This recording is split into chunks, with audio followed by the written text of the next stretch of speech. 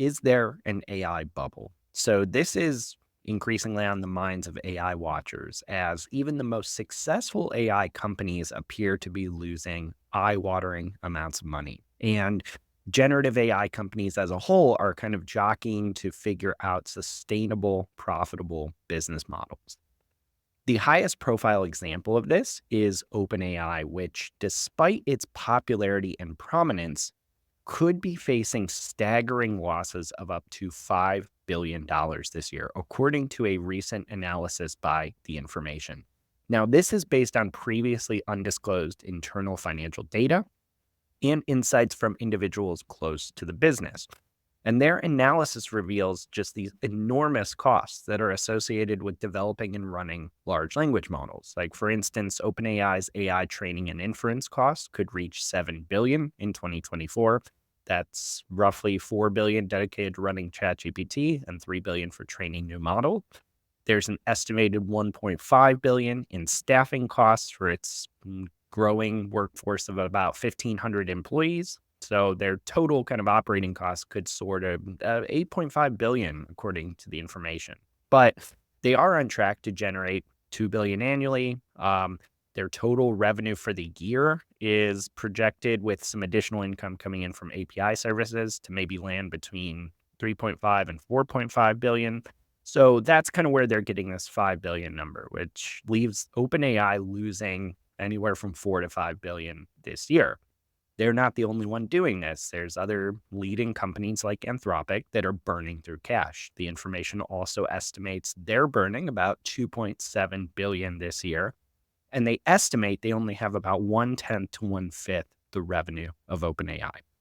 Now, Paul, that sounds dire, but there's actually probably some more going on here, because people are definitely tempted to pile on when they read stories like this, because they can validate what plenty of people believe or want to believe about generative AI, that, it's overhyped, overvalued, no real use cases or business models. But you and I have kind of talked offline about how there's more to the story here. Can you kind of zoom us out and put into perspective for us what's going on here?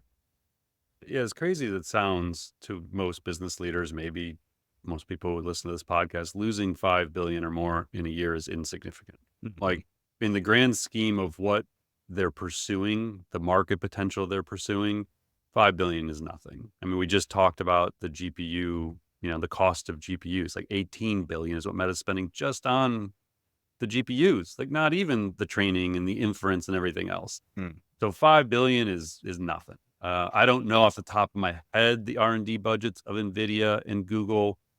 Maybe you could find it real quick, Mike, but I want to say it's like 50 billion a year, like something like that. I mean, they're not spending insignificant amounts of money taking shots at future earnings.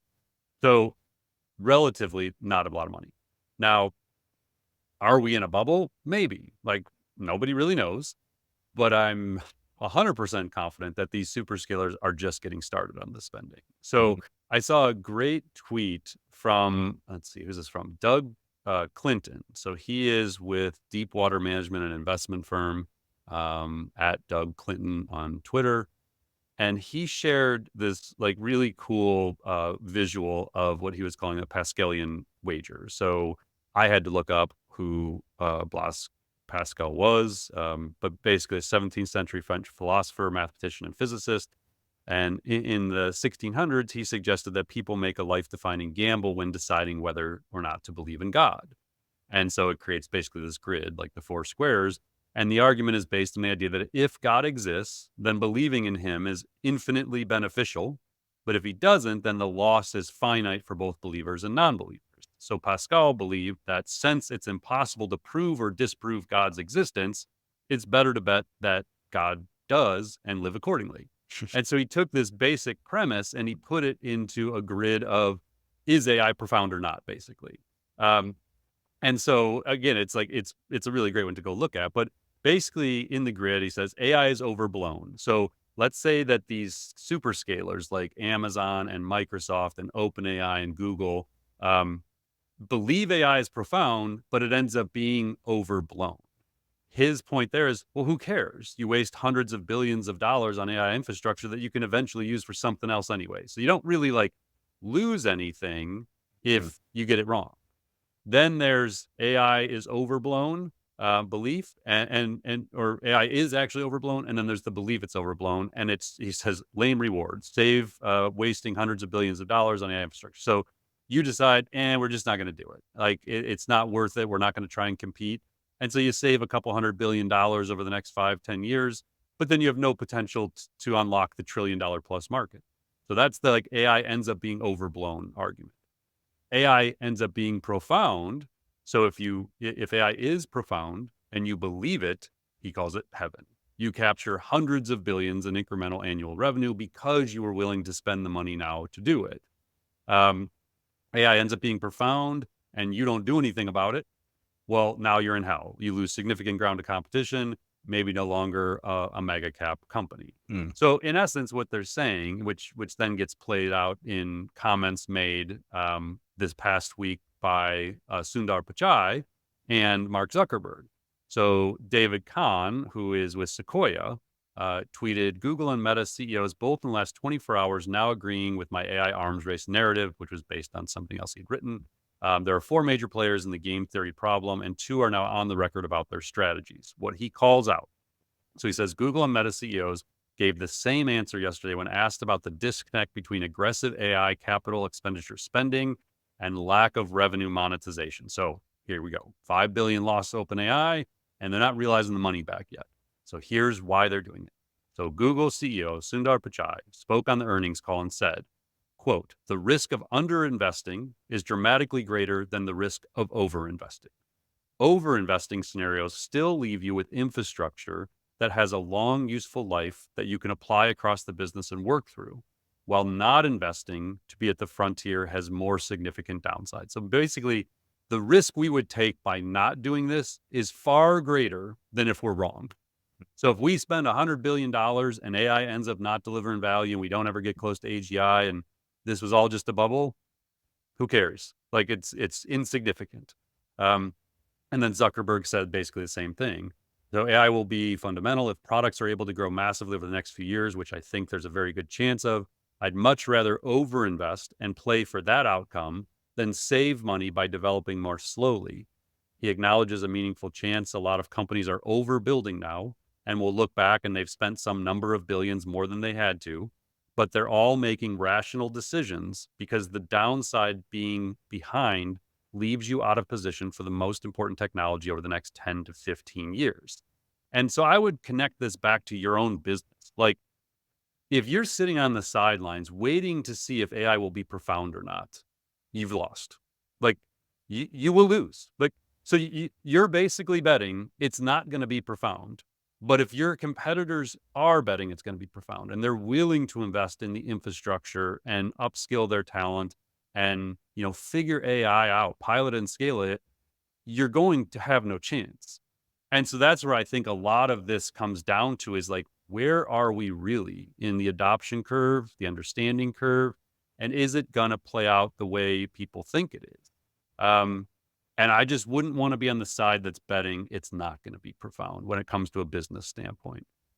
Then there was one other article we'll link to. This is from The Economist, I believe. I had this. Let me double check this source.